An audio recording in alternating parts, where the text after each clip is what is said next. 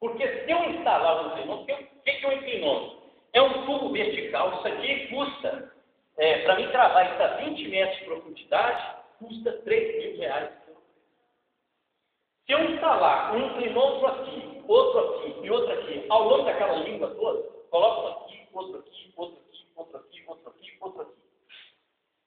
Esses tubos, eles são travados verticalmente no terreno, e o que a gente faz? A gente, com concreto, a gente engata a base desse tubo, lá no firme, lá, 20, 30 metros de profundidade, e isso aqui fica absolutamente na vertical. A gente alinha isso na vertical. E esse bloco, esse tubo, não é exatamente como ele está desenhado aqui, não. Ele, na verdade, é articulado, ele é de metro em metro. Ele é rotulado, ele é solto.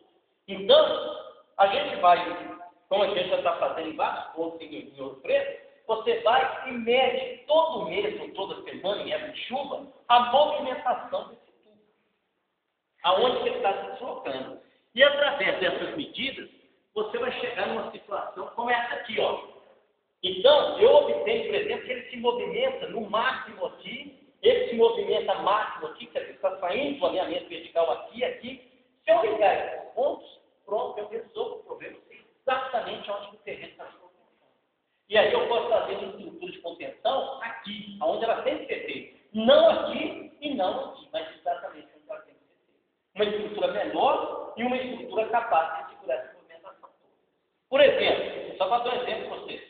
Vamos supor, isso significa o seguinte, eu tenho que remover todas as pessoas de lá? Claro que não.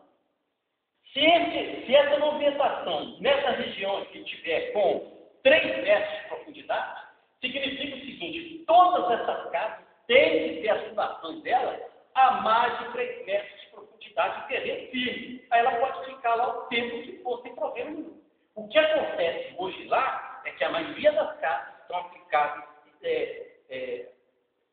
simplesmente ao nível do terreno.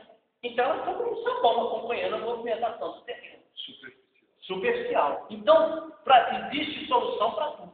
Agora, essa movimentação aqui pode mostrar que ela está a 20 metros de profundidade.